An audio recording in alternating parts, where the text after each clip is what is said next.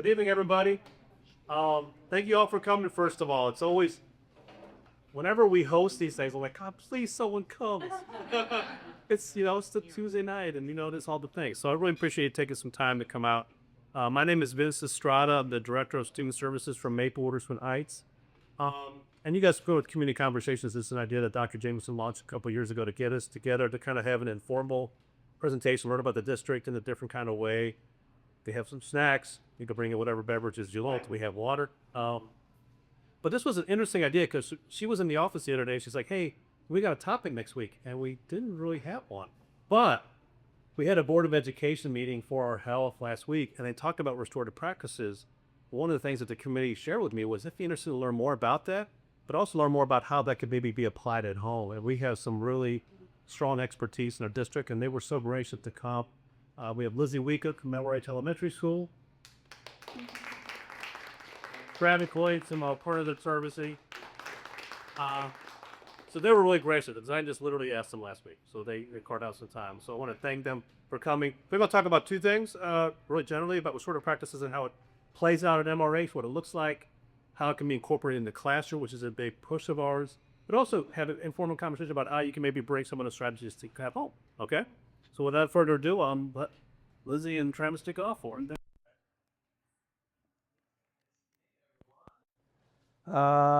Great. Thanks for coming out. It's good to see you all. Just a quick introduction of ourselves first. So my name is Travis Williams, and I am a teacher in Maplewood's, MRH's alternative programs. And then I also work with a program called Blue Devil Restore, which we refer to as BDR most of the time. And I've been involved in explicit restorative practices for a little over a decade. And I say explicit because I really feel like RP is kind of a philosophy and a mindset more than any one specific thing. And it was kind of baked into my early education as a teacher and really kind of guided a lot of my career and how I ended up here. And a lot of that's thanks to the early work of Mike Dietrich when he was in the middle school and started bringing restorative practices into the work of the high school or the middle school and the high school. And so in 2020, right in the midst of the pandemic, I completed a master's in restorative practices with an organization called the International Institute for RP. And then overall, I've been teaching for almost 20 years now. I started the first half of my career at an alternative therapeutic independent school called Logos. We have a reputation. You might have heard of us. And then that really kind of situated me in a pretty unique way to be able to come and join the alternative programs at MRH back in, I think, 2015 or so. So that's who I am. Great. Thank you, Travis. Yeah. I'm Lizzie Wiegert. I am the social emotional interventionist at the elementary school. I got my undergrad in social work and quickly realized that wasn't going to be my path. So I got my teaching certification and I started at Maplewood as a teacher, a looping teacher, 2nd and 3rd grade. And then I got my, I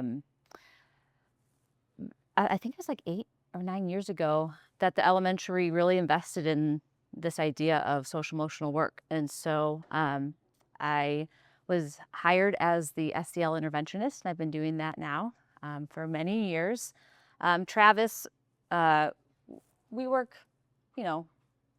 sometimes together, but when we would get together as a SEL across the district, he would talk about this restorative practice. And I was like, yes, everything you're talking about is what I believe. And it was so refreshing to know that there was a study of it. And so I then went to get my master's at IIRP as well and finished that in 2024. And I'm very excited to be with you guys tonight and to share what we're so passionate about and how it looks in our buildings and how hopefully some applicable ways you can bring it in at home as well. Cool. So yeah. Nope. Stay right there. Yeah. There's some if anyone's heard of restorative practices, and I'm assuming everyone probably has, most often there's kind of this conception that it's all around repairing and dealing with conflict, and it's kind of like a mediation and conflict resolution kind of framework and stuff like that. And so, like, if there's anything else that you like, if you don't walk away with anything else but that, our hope is that you have a broader perspective of what RP, restorative practices, can really mean and be and feel like in everyday life. So, you know, we say that the aim of it is to develop community and manage conflict and tensions by repairing harm and restoring relationships.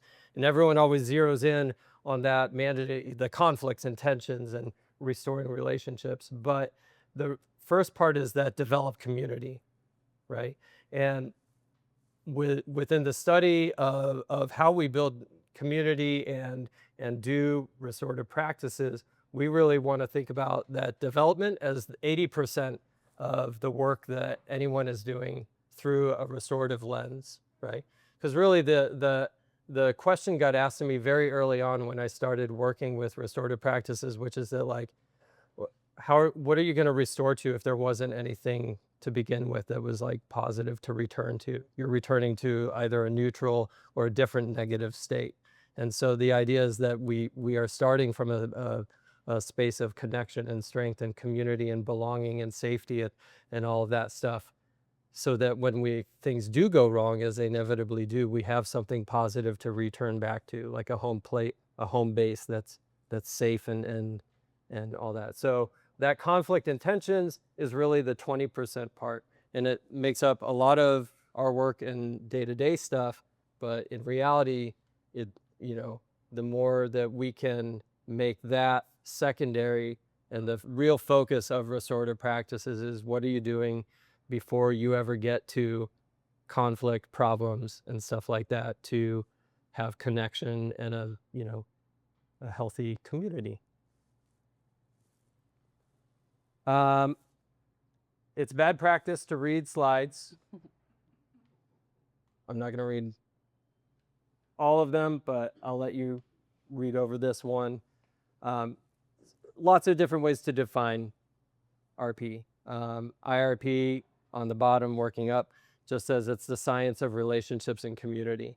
It's a more robust one above that I do like, that just kind of shows how it's grown into a more thorough study, and really it leaves a lot of room for, like,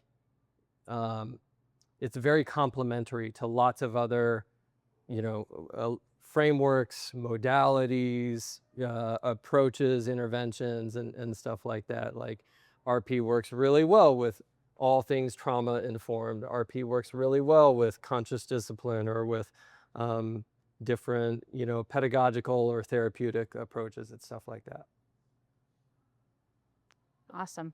So what Travis said, I think, is really important, and a big takeaway for me, and what I hope is that people understand that it really is that 80% proactive. And it really focuses on strengths, what's working, what's meeting the needs of our community, do that, and then do more of it. So it really is strength-based, which I think is really important. We can throw things at ideas or problems and focus on trying to fix the problem, but if we kind of change that mindset and look at what's working, that can really be beneficial as well. Oh, yep. I feel like this might be a little redundant at this point, but again, it's not just focused on restoration. If there's no safety, community, and connection, what are we restoring to? I kind of covered that, so we're going to move on to that. Who's seen anything like this before? This image? Cool, awesome. So we call this sometimes the triune brain model or the brain state model. This is a big part of my early work and exposure when I joined alternative programs, and has since, like, really spread throughout the district into the rest of the high school and the middle school and the elementary school. And it's really just a framework for understanding the brain And we actually teach this to our students, and we spend time talking through like what's going on. It's a really cool like kind of metacognition exercise that we spend time with them. But the basic idea is that each part of our brains are asking different questions, right? And you can't move up from your survival state until you get an affirmative to, am I safe? And only once you feel safe can you look for connection with other people. And once you get an affirmative to that, that's when you can start to access your executive skills and get creative and learn new stuff. And so this is kind of like one of the foundational places that we start from, and why I think the fundamental like practices in RP and that framework work so well is because it really seeks to create safety and connection, which, just like I can't learn well if I'm hungry, angry, lonely, or tired, like I can't learn well if I don't feel safe physically, emotionally, psychologically, and loved by the people around me, right? Sometimes my students have a hard time with the word love, so we'll just say like, do you feel connected, right? Yeah, to piggyback on that really quickly, when people feel connected, they're more engaged, and when they're more engaged, they're more willing to feel a sense of belonging, which ultimately is what we want everyone to do, is to feel like they belong. All right, so the fundamental hypothesis, this is the only one I'm going to read. The fundamental hypothesis of restorative practices is that human beings are happier, more cooperative and productive, and more likely to make positive change in their behavior when those in position of authority do things with them, rather to them or for them. Something that helps kind of conceptualize what this is called the engagement window. This is not a new idea, but I think for me it helps me explain to others, teachers, even students, what this idea means. So up here we have accountability, and then down here support. So if we're going to the 2 box, so you have high accountability with low support, you would be doing something to someone. So I'm going to use my daughter as an example. She is pretty messy at home. Her room is a disaster. And so an example of being in the 2 is if I tell her to go clean her room, like I expect this of you, and then I walk away. And then I come back and it's not done, right? It's very punitive. No one's happy. And yeah, she's not feeling good. I'm frustrated. It's not working.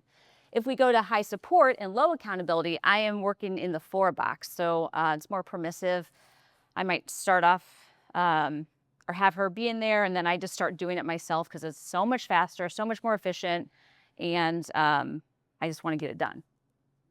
But again, she's not doing it. I'm doing it for her. Nothing. It stays a complete mess. Or high in accountability and high in support, we're working in the with window. So her and I, that would look like talking about, okay, where do we start? And we're doing it together. I'm doing it with her. And she starts to learn how to do it. And yeah, and this can be applied in so many different ways. I could talk about how that looks for a teacher and having high accountability for a student with low support. We could talk about what that looks like as well. Travis, anything about the engagement window?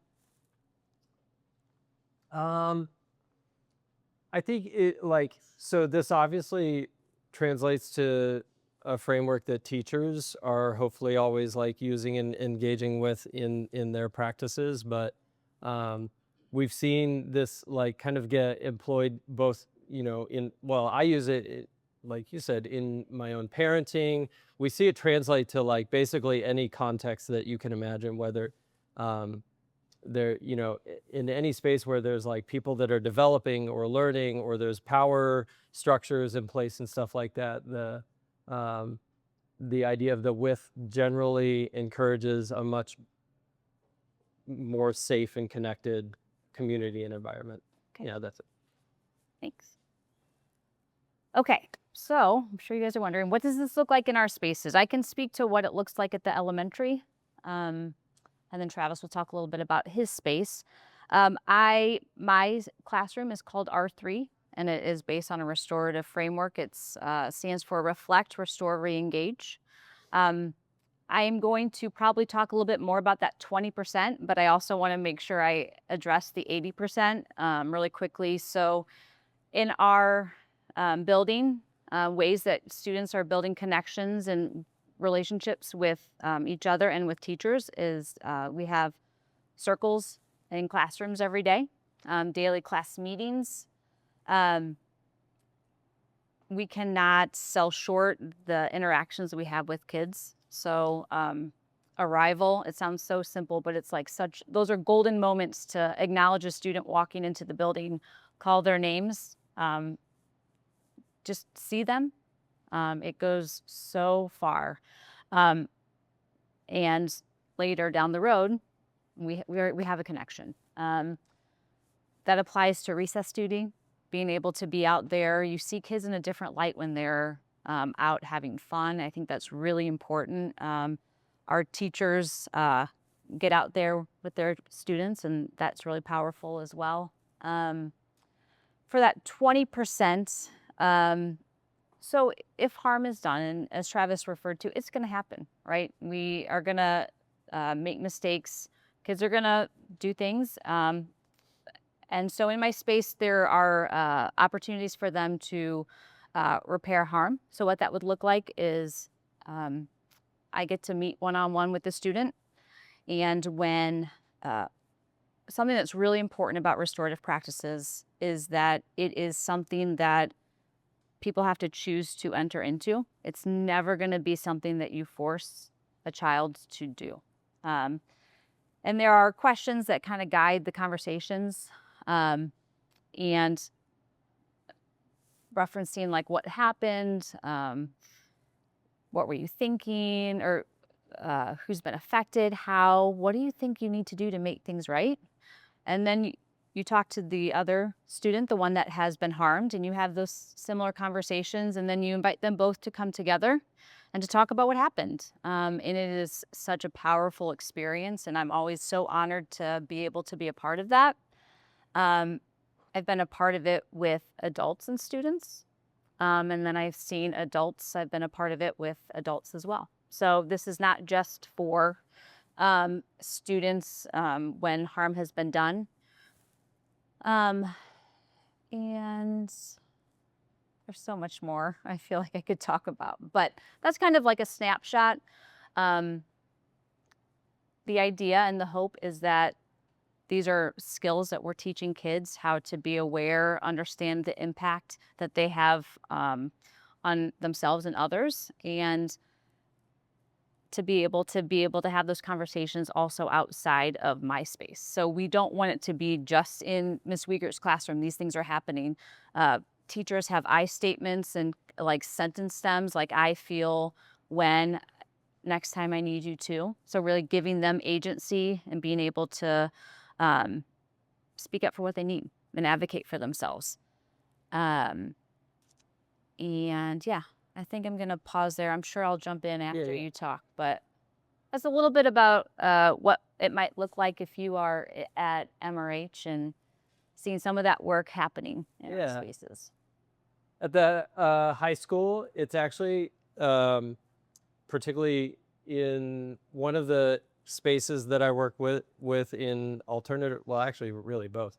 In the all programs, we really have a lot of structures that on the surface, and when we were first learning as the adults how to like implement these practices, we were like, this seems a little like maybe childish. We don't know if our high schoolers are going to really engage in it.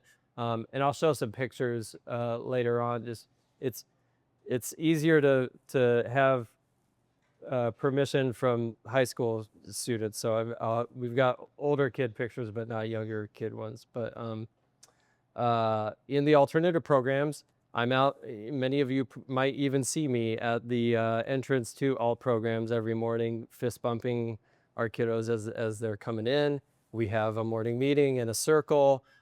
We have check-ins, and we never jump straight into like, all right, open up your books to page whatever, and we really like the idea of a soft start that's built around connection and community, right? And I know Vince wanted to put this together in part to like, how does this translate to the home? And I would say like learning how to do that as a teacher at school has like enhanced my ability to like table and put stuff on the side with my own kid who's a sophomore and literally comes from the building into my space every day. And then we have to ride home together, whether we've had a stressful day, a great day, a bad day, right? And I've learned that like, I need to have that same soft start with my own kiddo. So we do lots of connecting and community building every day with our students there. And I consider all of that part of the restorative work that we're doing, because stuff also goes wrong, but we have these beautiful moments of connection and really a school family that we're creating there to be able to like return to. There's also the other side of my role for the high school and the middle school is working with conflicts and when things do go wrong between students or students and staff, in which I'm doing very similar work that Lizzie just described and facilitating restorative conversations, which we'll show you guys the questions that we kind of base all that off of in a second. And yeah.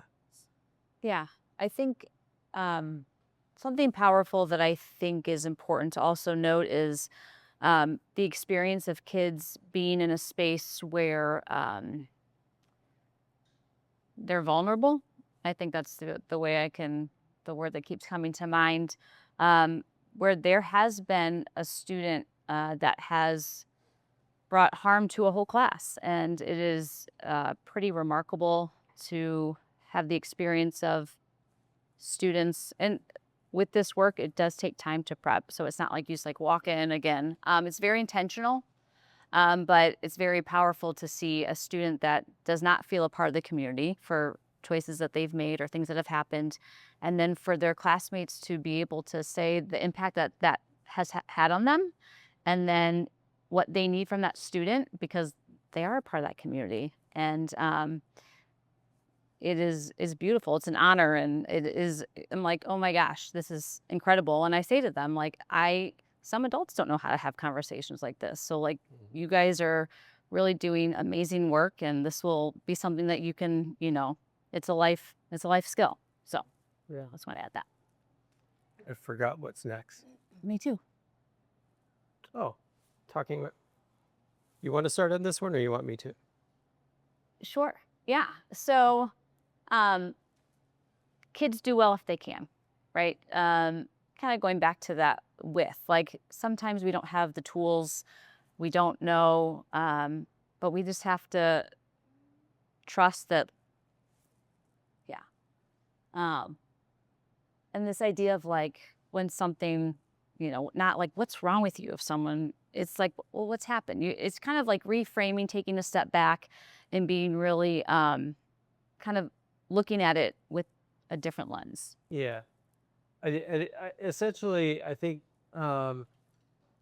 these are just some touchstones and guideposts that like helped me early on when I was first learning about restorative practices, because there's often like almost an assumption like, well, if my kid wanted to clean his room, right, he would. And so it's a motivation issue. And though he may know how to do the actual physical act of like where to put stuff, what he might not know how to do is like tap into like the executive skills of like planning and making space for that and like balancing his wants versus needs and things like that. So we're just recognizing that like most people, in fact, I would argue, just about everyone, if they can succeed, they will choose to succeed. Like no one wants to choose to like drop the ball with something, you know?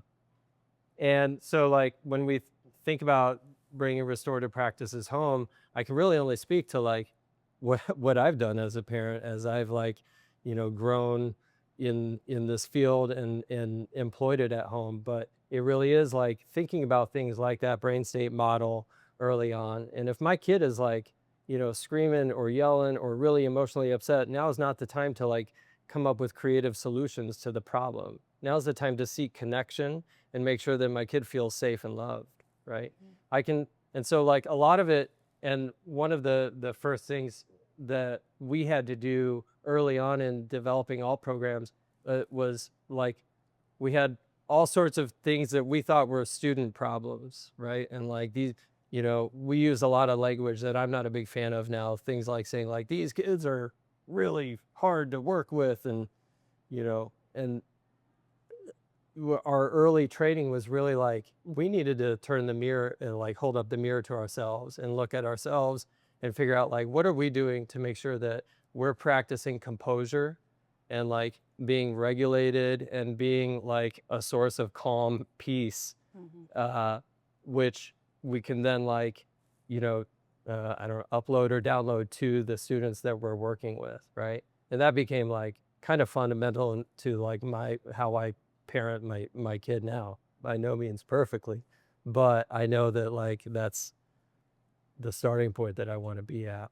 And so I seek to build safety and connection with Aster before I start chewing him out for missing assignments and stuff like that. You know? Anything else you We're want? going to touch on effective language. I mean, I guess you have it next. This one? Yeah. Oh yeah. Well, Yeah.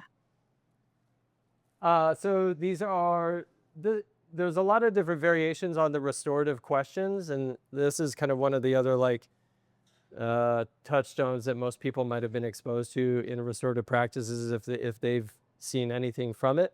And they're kind of magical, actually. Like I've gone through many phases with these questions where I first learned them, and it was like just learning how to like use them and have them flow naturally in a conversation. And then like starting to be like, okay, the questions. But what I've come to realize is that like, you know, the phrase "trust the process" of mentor that Lizzie and I share says often. Is that when I'm lost in a conversation or working with anyone, whether it's students or family members or anything like that, if I'm trying to like process through something that's heavy or hard to hold, I'm often having the framework of these questions in the back of my mind, because they really walk you through. It's essentially like past, present, future. What happened? What was going on? What were you thinking and feeling at the time? What have you thought about since? Where are you at now with it? And what would you like to see moving forward, right? And,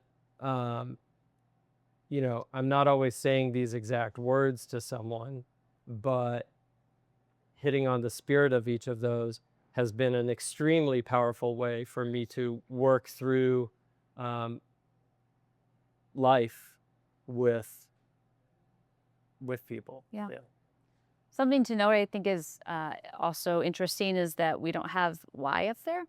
And that can be, that can bring on a lot of shame. And a big thing about restorative practices is shame is paralyzing. It's not helpful. No one likes it. And so it's understanding that side of shame. We try to bypass that, and we find that these questions kind of move us through that process. We're not saying you can't feel bad or that's a natural feeling, but acknowledge it and then get more productive, be more productive. Yes. My computer shut down. Sorry, I can't Sorry. preview. All right, lots of pictures. What? Anything else you want to hit on, You want me to like show some pictures real quick? Yeah, I was thinking, do we want to touch on just some thinking about like effective statements? And like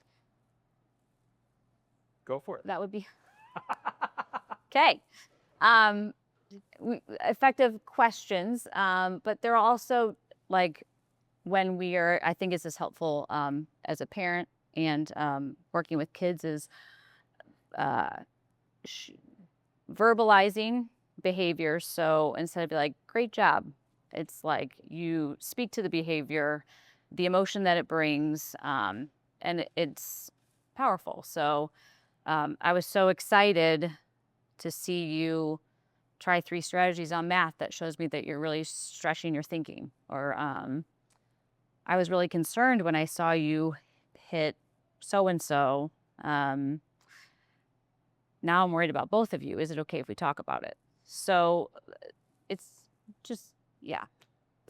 Like affective statements tend to be way more empowering. They're also like, I can get really wrapped up and confused with them because who doesn't want to be told great job? Who doesn't want seek praise? My kid is like praise driven to the max. In fact, what sometimes my kid will be like upset with me when I don't say good job. Yeah. And I've had conversations with him about like why I don't.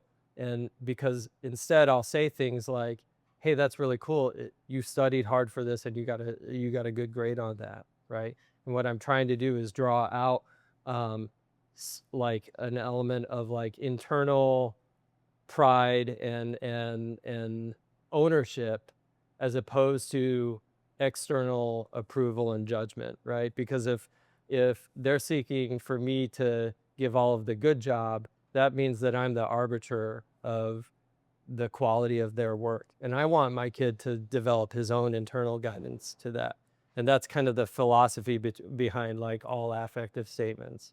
I had a student today, I have a traditional hand tool wood shop that I work with students in all programs. And I had a student today who was like completely hands off and just like ran his business without needing any support or guidance from me while I was super hands-on with a lot of other students that needed it.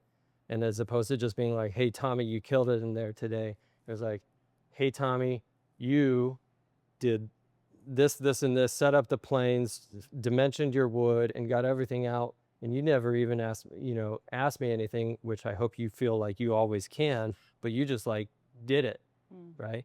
And just the like you did it thing can be really powerful. It can also throw people off. I learned. So it takes some practice. It is practice. Yeah. Yeah. Questions, comments, thoughts, things that you're wondering. Yes, please. If you get any questions, would you mind repeating them because we are recording this? Yes. That would be really helpful. Thanks. Vince asked if we get any questions, we should repeat them. I have a question. Yeah. I have kids in all of the buildings, and I'm also a sub. And respectfully,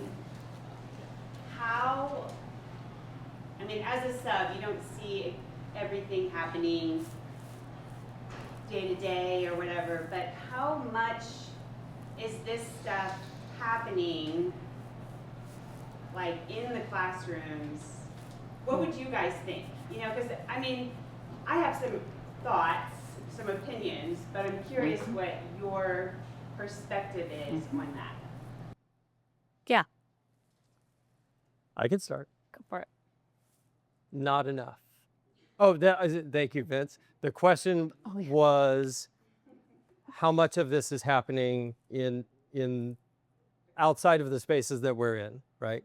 Because I can assure you it's happening a whole bunch of the spaces that we're in. And in other spaces, it depends wildly. And it's something that like we're continuing to work on and grow and develop. And I know Lizzie and I are frequently like asked to like come in and help kind of consult and coach and guide and provide support. How much are you guys spending time with the staff to support those practices, right? Yeah. Like that, to me, that would be very helpful, useful, but is that something you have the opportunity to do? Sometimes, yes. Dr. J. I raise my hand. Excellent question. We have Dr. Stansel here from the ECC, and her SEL teacher, Ms. Corrigan, does do that. So can you talk a little bit about what that coaching and support looks like? Hello, Dr. Stansel, ECC. Our Kristen Corrigan is our SEL teacher, also our teacher of the year for the ECC, and we often want teachers to reach out when they need support, and then we go in there, we do a lot of observing.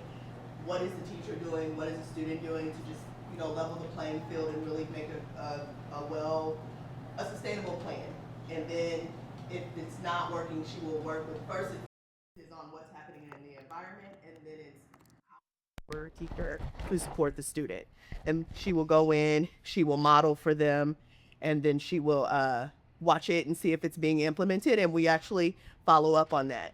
So if we see someone who's not getting instruction, who's constantly, we really focus on belonging. And we, especially at our age, we don't want students not to want to come to school. And so we do a lot of restorative practices of our students may not be able to write. We might have them draw what happened. When they get older, we have a restorative sheet that they may go through. And there's times when, if we know that it's teacher-student, she will take over for the class so that the teacher and the student can build a relationship. Some plans even are for 10 to 15 minutes a day, I'm going to come in your class and watch it so you can go with that student and continue building the relationship. So we just try a lot of different things until something sticks and is effective for the student and the teacher so that they can be successful. Okay. So that's just what we do at the ECC. Thank you. I am on the MCC team as well as the MOX for our health, and it's in our strategic plan. So we've been talking this year about how are we intentionally showing up and supporting teachers with this work. I know that I was able to present to our second year cohort teachers, so teachers who have been here for their second year. And it's something that's on our, radar of we can always be doing more to support teachers with this work. And some teachers feel very comfortable with it. It's kind of natural, and some do need a little bit more coaching.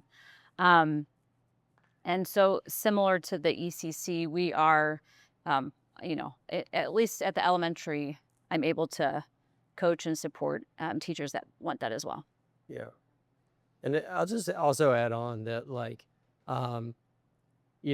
when I introduced myself, I said I'd been doing restorative practices explicitly for 10 plus years or so.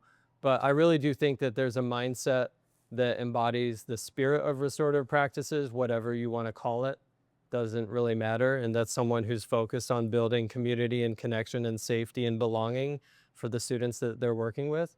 And I do feel quite confident in saying that, I haven't met a teacher yet in this district that doesn't want to strive for that isn't seeking that out. There's always room for growth, right? And it's not just me at the high school. I need to give Whitney Lee a huge shout out, as well as all of the alternative program team, because we do engage with the rest of the schools, both middle and high, and supporting the staff and students in there, and doing a lot of those, conversations and similar stuff to what's going on at the ECC, which sounds wonderful. But there's also always lots of room for growth. And Definitely not criticizing, Yeah. just observing. Yep. That this would be the ideal, and it would be great if there were a support system underneath the staff to sort of move toward this ideal, right? Yeah. 100%. Yeah, we want it to be a culture, not people. Yep. Doing it. I wanted to add our resource that we use for SEL. Second step to the ECC, other schools may, I think, they're exploring other options.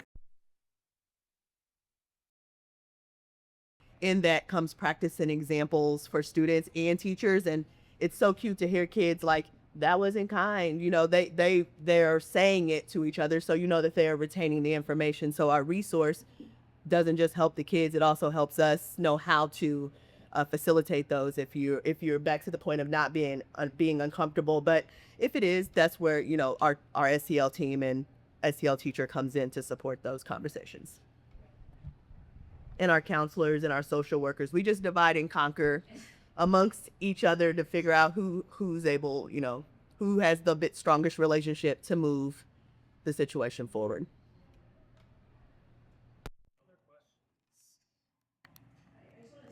Thanking both of you for institutionalizing and the right word is, but taking seriously this work, creating systems to have it in all of our schools. It sounds like you did a lot of that on your own, so thank you for doing that.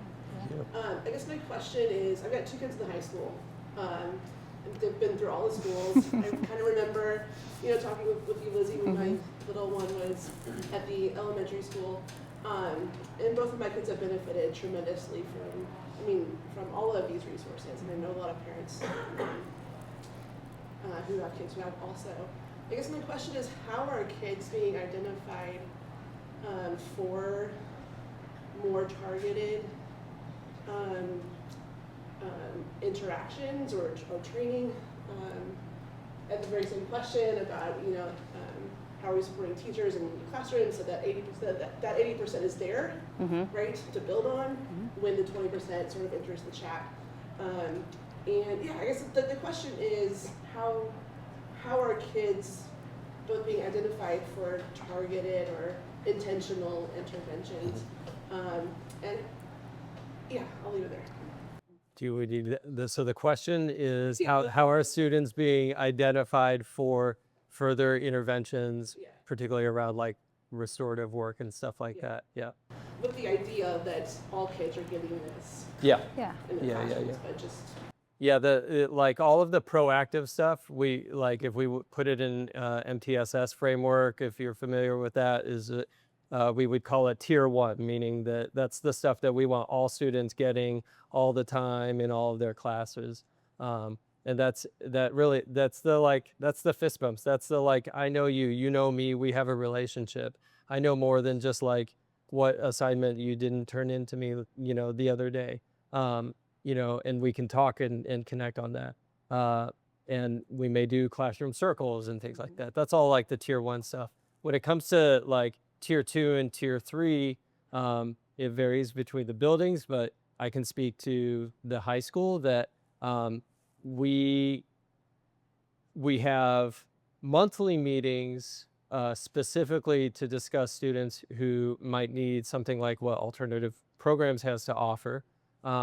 But amidst those meetings and many others that the high school administration and counselors and social workers are having is often around like, what do we see that's going on? What are early warning signs? And what sort of interventions can we put in place? And oftentimes in those meetings, what'll come out of that are plans around check in, check out, or like, you know, which one of us in this room knows this kid the best and can like make them their project to like connect to and like follow up on. So we see a lot of stuff like that happening. So some of it is like kind of organic, and then others of it gets systematized, particularly when it comes time for like looking at either like a temporary like change in placement or like acute intervention for a conflict that's like brewing up immediately, or some, you know, when a student just needs a different plan altogether to get what they need to be successful. So Yeah. I think we look at it similar to how we look at academics. So there are a bunch of different factors that we will look at. We'll look at attendance. At the elementary, we'll look at nurse visits. We'll look at grades, counseling visits, visits to my room. We will look at our SEL screener, SABERS, teachers' assess students as well as students assessing themselves. And, you know, we kind of look at it broad, and are there several areas that maybe a kid might, you know, show that, yeah, they might really benefit from. And so we are very intentional about check in, check out. I do another one, check in, check out rep, which is more for those internalizers. We've seen a lot of students in our building that have more internalizing behaviors. And we also ask students a trusted adult in our building. And so that's been very helpful for us this year. Just knowing it that we do that towards the beginning of the year, and they list up to 3. And so when there is maybe a kid that might be struggling, we'll check in with their trusted adult, and then we put in a plan. And just like an academic, we'll try an 8-week intervention and see, is it working? Can they graduate out? Do we need to do something else to support them? I think probably similar to the ECC as well. Yeah. Yeah. Question. Yeah. You talked about like building community and how important that is, and you talked a little bit about like in certain individual classrooms, Yeah. what that might look like. What about like at the building level? How are each of the buildings doing that? Like, Yeah. so like the bigger picture. Yeah. Great. So the question is, at the building level, how are the buildings seeking to build community and foster some of the stuff that we've been talking about that we do at the classroom level? You wanna Yeah. for elementary first? Yeah. A big thing for us this year, and wanting to have a sense of belonging, is we have launched a house system. So students have been sorted into houses. We have 10 of them. We meet every month with our house, where we have a topic, kind of like our SEL. I think we're finding that that's a really great avenue for us to talk about some of those SEL needs or lessons. And it creates a sense of belonging. Kind of went back to Tanisha, like that's a focus for them at the ECC, and it is for us as well. I'm going to talk to classrooms. I don't want to do that. Tanisha, anything at the ECC or Bo that you, as a building, I think Spot. I mean, we have our school-wide expectations, and we talk about them every single day. And Yeah. It's really like, how do we get through the year, just constantly reinforcing and finding ways to show that example and model that for them. We use Spot, the sunlight. He always comes out to show us, and students can tell us, is he following the expectations? And if he's not, how can he make it right? And we utilize our data from what we're seeing school-wide to then go back and reinforce that. So if, let's just say, they are being too harsh on the playground, well, then we're going to use Spot. We're going to make a social story, and all the teachers have to teach that lesson of that social story on the day that I send it. And then I let kids tell me.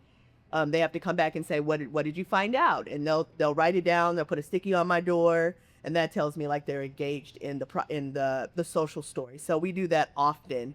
If it's a picture, if it's not Spot, it might just be a picture of something we saw, and I'll take a picture and I'll send that out to the whole staff, and I'll say, this needs to be talked about this morning in your morning meetings. But we had a focus of building authentic relationships very first thing from August all through September. So that was a goal for everybody to be doing that. Then we moved into second steps lessons, and now we're just constantly reinforcing. I'll see.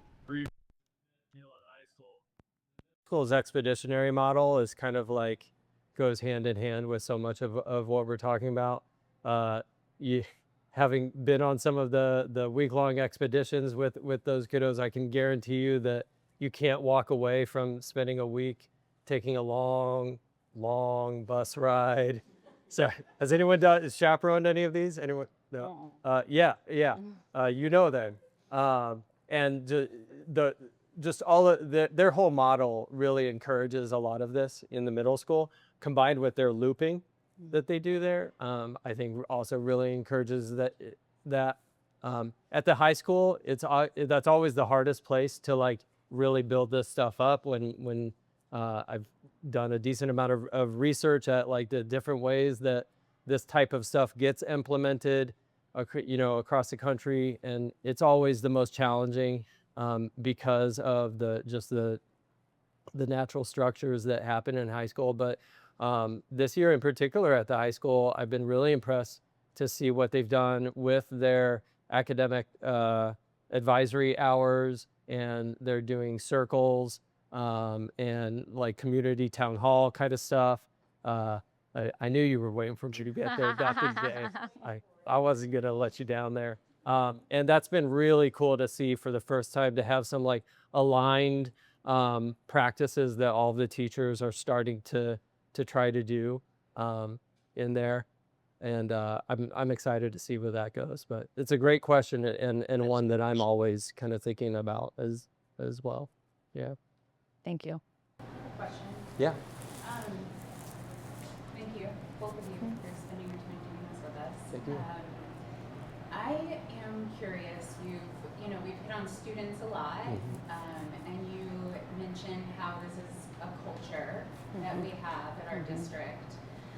And I am curious, what does this look like, or what are our efforts as a district for promoting restorative justice among staff?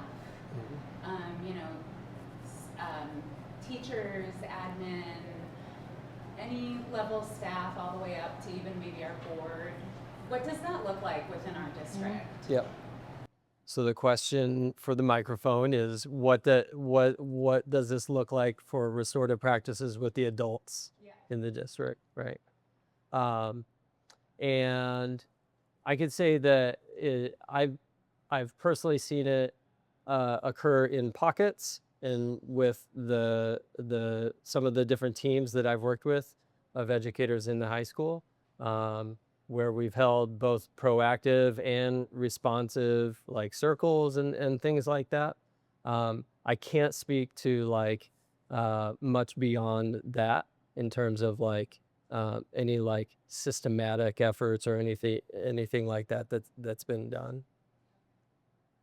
Yeah, similar.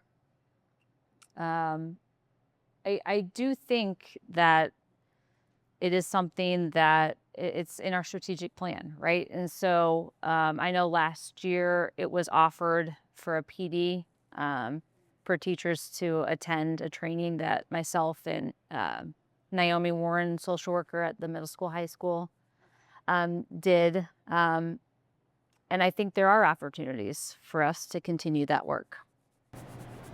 That PD, is that optional, or is that a requirement? It's optional. Okay. Yep. And I have another question. Sure. There are external organizations in St. Louis that specialize in this. Like I'm thinking of the Freedom Community Center, or the like St. Louis Conflict Resolution. Yeah. Yes. Has the district ever explored like working with an external organization to bring in that would maybe help not only with the students, but also to foster this culture of restorative practice among adults? Yep. So the follow-up question is, has the district sought to work with any of the outside organizations that develop RP with adults in the district and stuff like that? Yeah.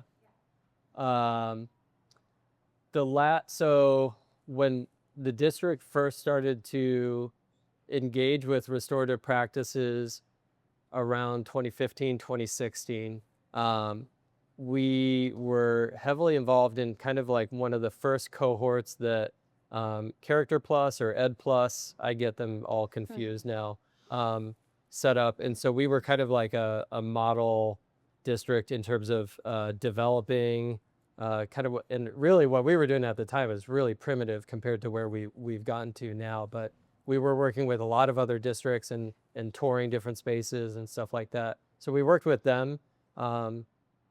And other than the individual work that Lizzie and I have done with the IRP and some of the folks that have like come in from there to do trainings and stuff like that, I'm not sure if the district has sought out any of those other connections. So some of the buildings, actually, like the elementary school, the last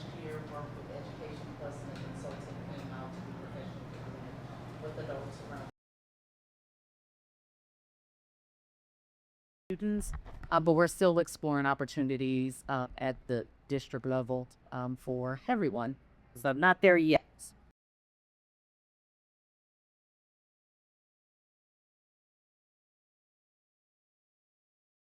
Conflict with staff that's offered to them, but again, they have to want to engage in that. And not necessarily, I think some of the newness of not knowing the whole process can be a hurdle or an obstacle. So us training and us teaching them and walking with them through this process with kids to hopefully see that happen with adults. But sometimes it's difficult because you might have one party that's wanting to have that conversation and another party that doesn't want to have the conversation. And make it difficult and creates a little bit more tension and animosity, and that's hard to repair. Yeah, right. Thank you. Absolutely. The fundamentals still apply with adults just as much, right? Which is that like RP, it doesn't work if you're voluntold to go participate in RP. RP doesn't work very well if you don't first have an established sense of safety and belonging, right? And so that gets messy real quick, because us adults get way messier than our kids do. I'll tell you that right now, right? And so it's challenging. It's delicate work, and it can be done. I've seen it happen. I've seen a lot of really powerful stuff in my studies and my work and my professional development of RP, but it's not for the faint of heart. It's deep, long work, right? Anything else you want to say? I don't think so. Thanks. Other questions? I have a question about students. I'm bringing us back to students. Sure. So you just said, and you mentioned this earlier as well, that you can't be voluntold and that kids have to want to do it. So I'm just curious how that looks like. And I assume students are aware that you're available as a service. Are they asking their teacher if there's some kind of conflict, that can I go to the room and engage in this practice? Are they self-identifying? Is there some level of, not voluntold, but gentle suggestion that this is available? Sure. I just wonder what those. Yeah. So repeating the question for the microphone once again, how do students find us? Do they seek us out? Are they gently nudged at times to seek restorative options? I'll let you go first on it. Yeah. It's both. Yeah. Definitely both. I have yet to have students opt not to come together, which is pretty remarkable. There have been many times, because and it has to be the right time too. We're not getting out of math, we find the time, we make the time that's best for that student. But yeah, they'll come and be like, I'm having, and it's like, well, how do you want to handle that? And then I kind of talk through, is it something you want to handle? Is it something, would it be helpful if I was a part of it? Goes like that. So yeah, I think most kids would know that that is always an option. I'll have teachers be like, can you talk with the student or two students? And then I'll always start with one first and then the other, and then bring them together. I'm sure that's something that's built over time because you've established that presence in the school. Yeah, probably. Yeah. I have had students opt not to, and it happens not frequently, but regularly enough that we've had to think long and hard about how do you handle that, right? And how can you still be restorative when someone doesn't want to participate in that? I really dislike talking about things in terms of like one person who's been harmed and one person who's caused the harm, because I'd say 98% of the conflicts that I've dealt with are not that clear cut. But for simplicity's sake, we can look at, if we think of it that way, I've had people on both ends of that spectrum say, I don't want to talk with them, right? And the reality is that restorative practices and the spirit of it, the philosophy underlying it, has plenty of room for that. We can roll with that, right? What that means is that we're going to provide extra support. We're going to make sure that those that were harmed know that they're being taken care of and that they're going to be allowed to remain in a safe space. And if someone wasn't harmed, we're going to work really, really hard not to shame them about that, but to help provide opportunities to engender some reflection and ideally some willingness, and also restorative practices. One of the other big misconceptions is, we didn't even talk about this because we don't think about it this way, but if you've been an educator for a while, it's likely that you've come across a perception of RP as like, oh, we just talk. That's like the alternative to real consequences, and that's just what we do. We talk about stuff instead of having consequences that really teach kids lessons and what the real world is like. And there's that mentality can be strong and hard to cut through, both with adults and kids. And the reality is that, like, yeah, consequences are part of the real world. There's natural consequences, there's logical consequences, and there's lots of illogical and irrational consequences that we see playing out in our world, our communities, and our country all the time. What we try to recognize and leverage with students is, if and whenever possible, a natural consequence is always the best, right? And this happened without anyone having to do anything, is the consequence of that. And next best option is going to be, and this is like old Love and Logic stuff, if anyone's ever read that stuff, is going to be the logical consequences, right? And it's, you weren't willing to make things right in in this class, in your group presentation that you spoiled for whatever reason because you were salty with someone. And so, like, the logical consequence is that you're not going to be able to participate in that group, and we're going to have to find an alternative way for you to do that, and we'll support you with that. But that kind of sucks, and let's figure that out, and hopefully connect that outcome to that and help someone. Because most of the time, if someone says they don't want to, it's because they don't feel safe. Mm-hmm. And so we want to keep that lens as much as we can with that. Hopefully that answers your question. Yeah. Have you seen, or do you think there's been a reduction in disciplinary referrals with restorative practices in the district? So Definitely. the question is, has there been a reduction in disciplinary referrals with the implementation of restorative practices? I see the data every year for middle and high, mostly high school. And I've seen it kind of go all over the place pre and post COVID, and I actually kind of like statistics, which I didn't realize, but I don't have a good answer to that without really pulling up the data numbers, but it looks like Dr. J might have something to say.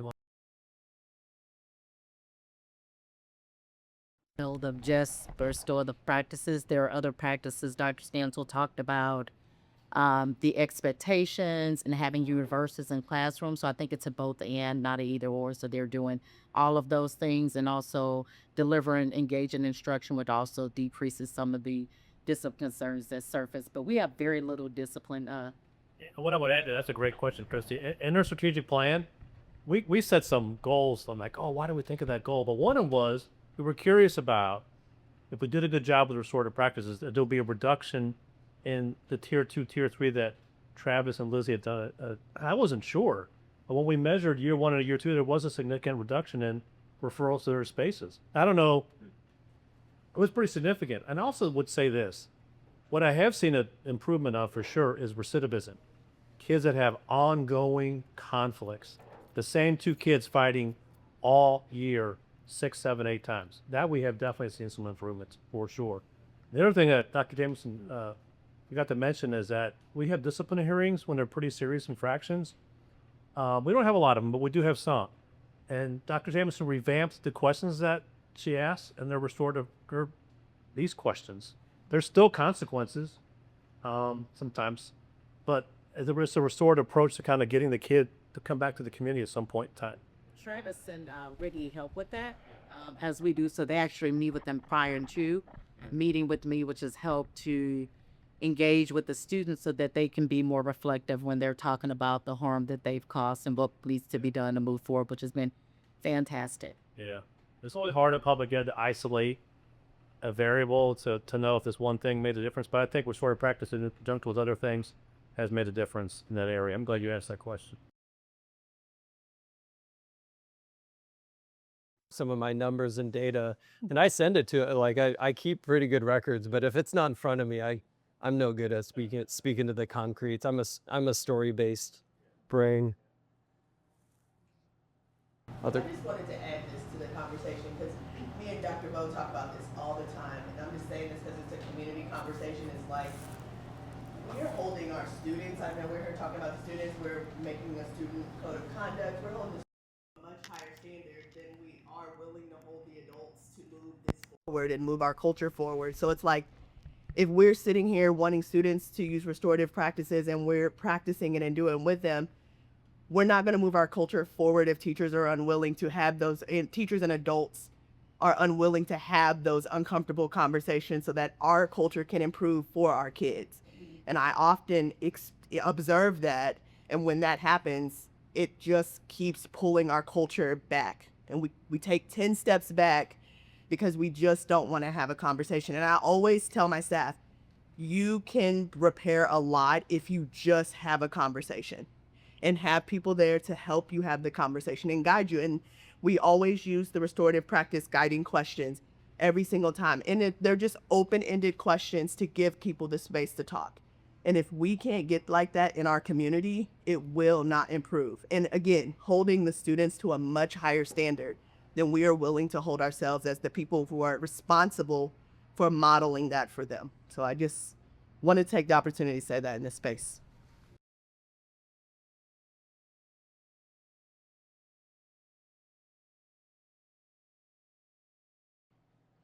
I'll just give one other like shout out to like the efforts that I've seen for like student-led restorative work has been some of the more like powerful stuff that I've seen like start to bubble up naturally. And I don't know if you've had any opportunities to like engage with kids like that, but one of the things that I think has been super powerful when we have had like student-led restorative conversations and circles and stuff like that is that it really shifts the power dynamic, which I think is fundamental when I'm facilitating a circle, whether it's proactive or not. I do everything that I can to like put myself on the same level with the students, both physically and you know, emotionally, that's not right, but I try to make it an even playing ground, right? For that moment in time, I'm not going to be a disciplinarian unless it's like absolutely critical or anything like that. But ultimately, no matter what, I'm still the adult and the teacher in the room. And we lose sight of that sometimes. And so it's just kind of really valuable in the implementation and dealing with, especially in those situations of like harm and tension and conflict, to recognize those like power dynamics and like, you know, call that out, that like when I'm a teacher in that situation and having a restorative, I can't facilitate a restorative conversation with a student who I've had conflict with, right? I'm gonna step back from that and have someone else like partner with and help that out so that I can just be Travis and have a conversation with someone. And so like power dynamics are a big part of all of this that we have to take into account, whether we're working with kids or adults and stuff like that. Okay. A sense of law and questions. Oof. Thank you all. Yeah, I wanted to thank you. So thanks to Travis and Lizzie for coming. And sincere thank you for coming. It would have been much worse in an empty room. We would have taped it. But your questions were great. Like they were all sitting there going, "Oh yeah, it's a great, great questions." This is an ongoing journey. We're not there yet, but I do think you guys asked a couple questions I wanted to comment about professional development training. So it is a choice when we offer it on those PD days. But our new teachers are getting that training as part of a cohort training. So that's happening. And so it's also external trainers are really helpful for sure. You know, my experience with external trainers is they help jumpstart you. They help energize your group. They give you some resources, energy. And one thing the district has done when we've had intermittent external trainers is that they've invested with human folks in those positions. And every building has folks that are trained and knowledgeable about SEL.